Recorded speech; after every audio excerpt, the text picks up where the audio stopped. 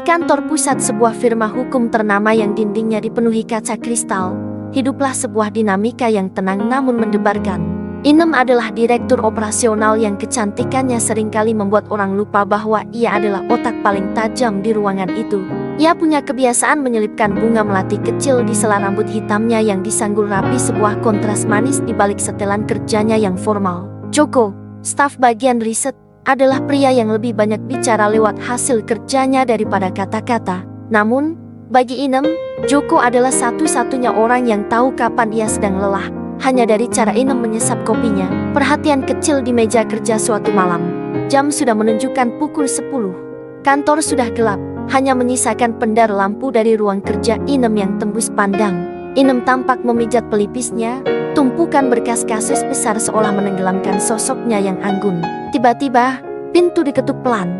Joko masuk membawa sebuah kotak kayu kecil dan segelas teh kamomil hangat. Masih belum selesai, Bu Inem? Tanya Joko dengan suara rendah yang menenangkan.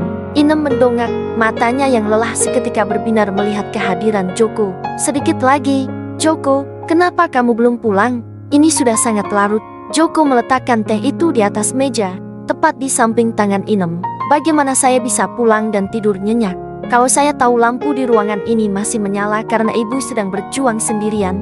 Sentuhan yang menggetarkan Inem tertegun. Ia terbiasa dipuja karena kecantikannya dan disegani karena jabatannya, tapi baru kali ini ia merasa dilihat sebagai manusia yang butuh sandaran. Joko perlahan membuka kotak kayu yang dibawanya. Ternyata isinya adalah alat pijat refleksi kayu sederhana. Ibu sering sakit kepala kalau terlalu lama menatap layar. Boleh saya bantu sebentar? Inem ragu sejenak, namun akhirnya ia mengangguk pelan. Joko berdiri di belakang kursi kebesaran Inem. Jemari Joko yang kokoh namun lembut mulai memijat pundak Inem dengan gerakan melingkar yang presisi.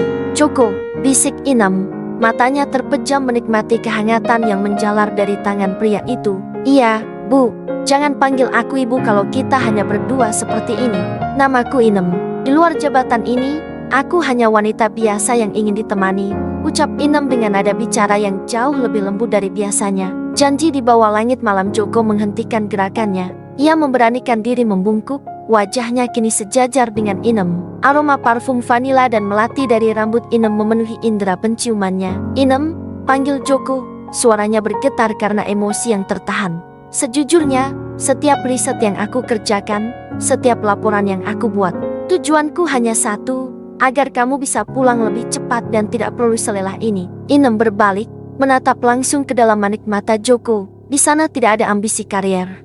Hanya ada ketulusan seorang pria yang mencintai wanitanya. Inem meraih tangan Joko, menempelkannya di pipinya yang mulai memerah. Lalu, kenapa kamu tidak pernah mengatakannya? Karena aku hanya staf biasa, dan kamu adalah ratu di gedung ini, jawab Joko jujur. Inem tersenyum, senyuman paling cantik yang pernah Joko lihat. Ia menarik kerah kemeja Joko.